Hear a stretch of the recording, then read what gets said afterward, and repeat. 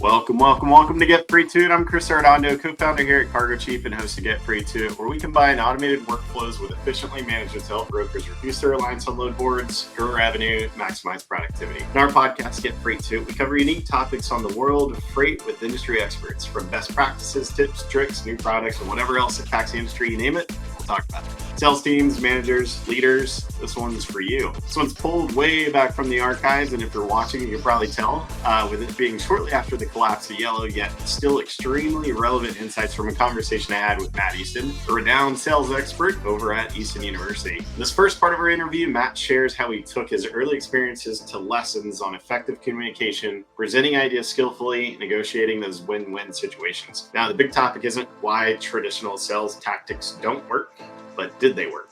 It's not about the market, competition, or anything else other than a customer not tolerating your pitch amongst the other 699 brokers that just called them last week. There's an audience that I know who can stomach a non-traditional approach to sales, it's brokers. So get ready to self-reflect and apply some of these actionable strategies to start winning more business as we get free to it.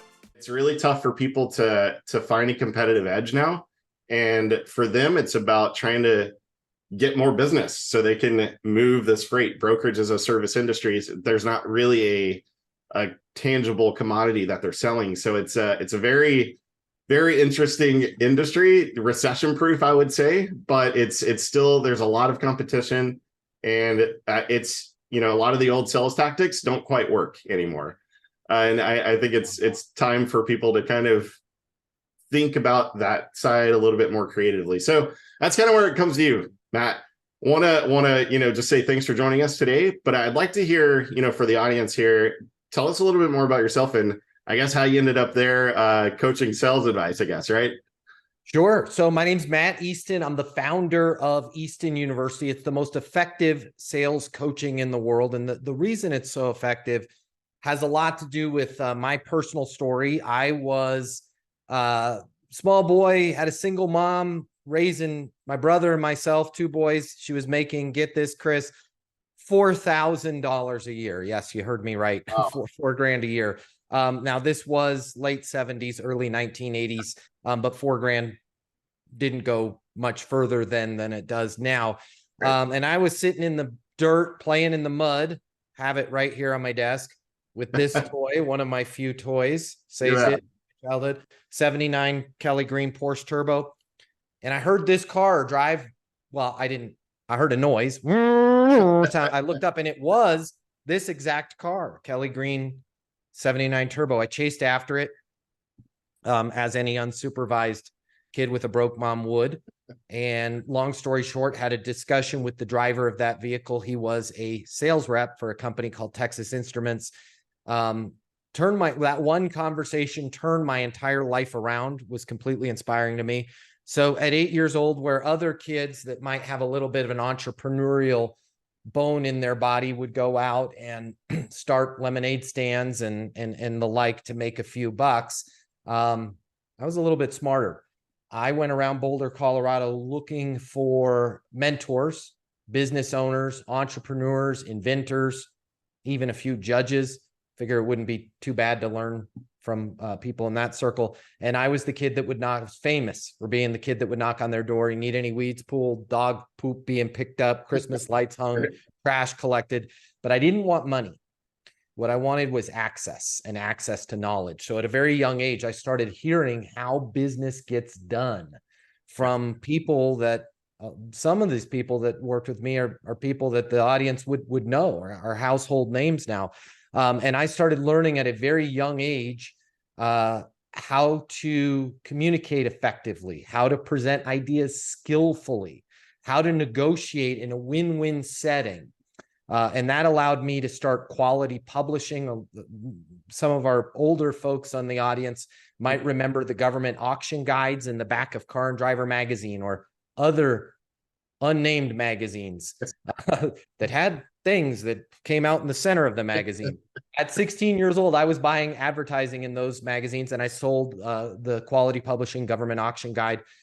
Very great business, put myself through college with that. Owned a number of other businesses through college, including Pendulum Sportswear and Design, which was one of the bigger sportswear t-shirt sales companies to places like Disney, Six Flags, to Sinfreud, which was Viking land in Norway. If you owned an amusement park, chances were I sold you t-shirts for it. And then after college, and this is where we get to the genesis of Easton University. After college, as being a kid with a broke mom, the advice that I was given from my family was, you should go work for a real company, one with initials like an IBM or an AT&T. So I chose ADP because it had those initials. Payroll right. Was the #1 sales rep at ADP. But here's where Easton University starts to come into play. Starting with ADP, in every big company I ran, every big company I worked for, every big company I sold for, they all sent me to sales training. Okay. I'm just going to be honest with you, Chris. Most of it was complete garbage and counterintuitive to everything that I learned from people like Bill Kitchen, Mo Siegel, founder of Celestial Seasonings Tea, Frank Shorter, the guy that started the Boulder race. These people that I spent time with as a youth did not close the way that the quote unquote sales trainers closed. Yeah. So I started to read every sales book. Again, much of the same. A lot of that information in those books, a lot of this information in those training courses was designed. I don't know what planet it was on, but it was sales in a vacuum, right? So I was able to take what I learned. I did pull some things out of the training that I took, but using my process, I was always #1. Every company I was associated with, growth went through the roof because I had a simple way of getting somebody's attention, delivering an insight, whether they did business with me or not. People would walk away from conversations with me, and this is huge for logistics providers, anyone in that stream. You should be able to have a conversation other than, if I could have 5 minutes of your time, I'd like to show you how we can save you some money. That's not skillful. Okay. That's traditional salesy. You need to be able to deliver an insight, with things happening with what happened with Yellow, what a lot of manufacturers like you are not seeing is XYZ, right? And one of the things that I've seen is ABC. And I'd love to walk you through a couple scenarios that would be helpful for you, whether you did business with me or not, right? Become that trusted advisor, but then have a way to skillfully close, have a way to skillfully follow up, grow your network. So my career, of course, exploded in the traditional world. I then went back to be an entrepreneur. I owned several marketing companies, a training company in real estate, and now everything that I've ever learned throughout, gosh, if you say I started at 8, 50, 41 years now of being the person that lays in bed at night thinking about this kind of stuff, like, what do I leave on a voicemail? That's the kind of stuff. It's not exciting at my house. That's the kind of stuff that I lay in bed at night thinking about. That's what's in the Easton University curriculum. It's a month-to-month membership. People start at any time. They can stop at any time. They get access to a learning portal. And then twice a week, there's live coaching with me. So there's carriers on there. There's logistics companies on there. There's also people not in logistics: Google, Zillow, Veridigm, Allscripts, Dell, real estate professionals. The funny thing is, whether you're in logistics or someplace else, Chris, we all have the same problem. How do I get somebody's attention? How do I deliver insights that start a conversation? How do I create an opportunity? How do I monetize that opportunity? Not for myself, but for that company, right? And the monetization is not, I will do it for less. The monetization is not, I will do it for cheaper. Monetization is, I will help you do one of two things: solve a problem that matters to you, and we're going to figure out what that problem costs you, or achieve a result that matters to you.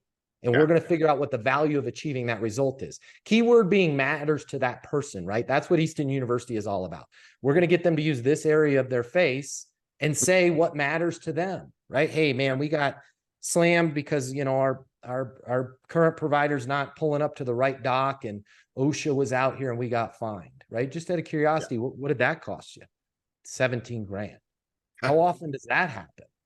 It's our 4th one this year, right? The union's going to slam us if we get another one. You have to have more skillful conversations than, if I could just have 5 minutes of your time. I'd like to show you how we can get from point A to point B better, faster, or cheaper, because that's what they're hearing. That's what the business owners are hearing 700 times a day. And 699 of those 700 times It's somebody that doesn't know what the hell they're talking about, and they can't do it for better, faster, cheaper. Okay. So if you're the one that can actually do it better, faster, cheaper, I get it. Much respect to you, but you don't sound different than 699 others. You've got sales is about, Chris, sales is about whether you're in logistics, whether in what you guys are doing, it's about slowing the process down in the beginning, learning more about that organization, learning about that individual within that organization, learning about the problems that they're trying to solve, the results that they're trying to achieve, and then relaying what you can do. We've got it inverted, right? We speed up in the beginning and sell, and then expect the deal to close in the end. When you slow down in the beginning, and you don't have to slow down that much, when you just slow down in the beginning and learn about that client's current situation and where they want to go, the close happens so fast, Chris. Yeah, it's, we're going to talk here a little bit about follow-up pipeline management and kind of moving somebody through that buyer's journey. But, kind of some of these objections that come up, it is those shippers that are getting, several hundred calls a day, and it creates fatigue, not just for that person who's getting the email, getting the call, but also the person in the chair trying to do the work. Where, I think, when we talked earlier about the traditional sales, and you mentioned too, that didn't quite work. What would you say is kind of those reasons why those, most sales tactics that you find in a book or that people have passed on, why those don't work? And maybe it's, I don't know if it's market related, or if it's just like the information, or is it just the speed at what somebody's trying to accomplish and they're not slowing down? What would you say, I guess, in terms of that, why it doesn't quite work all the time? Yeah. So I'd actually like to reframe that question, Chris, because this is something that I think about a lot. We're asking the wrong question when we say, why don't they work? Or why didn't they work? The correct version of that question is, did they work? And here's what I mean. Most sales coaching and most sales books are written by people that never really sold. They may have spent a day, some of them may have spent it, in all due respect, I'm not going to name names, might have spent a hot minute on a car lot, okay, selling cars, might have knocked door to door selling something. Never once did most of the people that wrote sales books ever have a quota, a territory, a regional manager, QBRs, quarterly business reviews, territory plans, none of that. I have, okay? I also worked with entrepreneurs. I also ran my own business. And when you do the entire ecosystem of the sales process, you start to realize really quick that stuff doesn't work, that it's written in a vacuum. And let me give you a litmus test, okay? For those of you that don't resonate with Easton University and don't want to come to eastonuniversity.com and don't want to coach with us, that's fine, right? We don't have room for everybody. I'm okay with that. But let me give you a test if you want to go, okay, well, where do I go if it's not with Matt Easton? Okay, here's the one test, Chris. If you read a sales book or go through a coaching, and let's say you're single and you like to mingle, right? Or if you're married, back when you used to date somebody. If the stuff that you read in your sales book, if the stuff that you learned in your sales coaching, Chris, when I hear I need to think about it, it typically means one of two things. Either there's something you're not telling me, or, you're not qualified to make this decision. If you would say that, when I hear, Chris, that somebody doesn't want to go out on a date with me, it typically means one of two things. Either there's something, if that would get you slapped in your personal life, guess what? It was never good sales training. Good sales training should work with your kids, on a date, with your boss to ask for a raise, with a client to add, I don't know, Walmart as a carrier or an account. Does not matter. It's the same damn thing. It's people talking to people. And when you say things like that, typically means one of two things, or you study a list of 152 ways to overcome an objection, that is gross. Why is it that the same people that buy books and hire coaches to come talk to their people that specialize in 152 ways to overcome an objection would never buy a book, say 152 ways to get a date. Right. They would think that person was ridiculous and insane and borderline about to get a restraining order from the person at the gym, yet they invite this same toxic, unskillful sales process and push it amongst their people, which is what I noticed day one at ADP. I'm like, this stuff that they're teaching me would never work. Now, let's go back to the original rephrase of that question. Okay. Does it work? No, it doesn't. So what was happening? And let me explain what was happening. And this is important for anyone in logistics to realize because of these things. Okay. These things have changed our life. The reason why your team, wherever you are in the logistics cycle, whatever value you provide, the reason why you might be saying, well, we went through XYZ consulting, right? We went through this program. We ran this book, right? We know about the situation, needs, implications. Well, we know it's a deal 5 stage. Well, we looked at the magic quadrant. Why all of that stuff was working in the past is this. Your prospects, your customers had very little access to information, and they had fewer choices. So in the world of logistics, you would take your people through a sales process and they would say things like, if I could just have 5 minutes of your time, I'd like to show you, how we've helped other 3PL companies do XYZ. Your customer tolerated it because they didn't have anybody else to talk to about their problems. They didn't have anybody else to talk to about the results that they want to achieve. This is what's changed, right? Refrigerated carriers, less than load refrigerated carriers. Just said it 4 times in front of 2 of these little things. What do you think is going to happen on my social media tonight? This is what's changed in the last 2 years, Chris. Yeah. Even something as niche as a less than load refrigerated cargo, I bet you on my Instagram, miraculously, I'm going to be served up some content, how I can get seafood from Dallas, Texas. Well, it wouldn't come in Dallas. That would be some pretty gross seafood. Let's say I can get shrimp. I need to get shrimp from San Diego to Dallas. You don't think I'm going to be served up an ad? So in today's world, this is why so many customers, this is why so many companies in logistics are like, it's the economy, it's the fuel prices, it's the government. I get it. It's all of those. But shrimp still got to go from San Diego to Dallas. Yeah. The reason and the majority of the reason why your people are failing is they're using information that was taught to them that never worked in the first place. It's just because they were one of only maybe 2 or 3 options that their customers had, or 2 or 3 options that their customers knew about. Today, Chris, they're one of 300. Which, to your point, is why people are inundated with these garbage emails, bumping this up to the top, right? Case study. It's gross. It's disgusting. You wouldn't walk into a nightclub if you were single and yell, yo, I'm rich, got a Rolex and a Bentley. Yeah. Who wants a case study? Right. Again, I would get slapped. We've got to slow down. Hey, Chris, Matt Easton, founder of Easton Logistics. You and I are connected on LinkedIn. Hey, I've got an idea that I'd love to get your opinion on. Can you call me on my mobile? 720-660-3202. By the way, you're welcome. I just closed somebody an $11 million deal with that little nugget right there.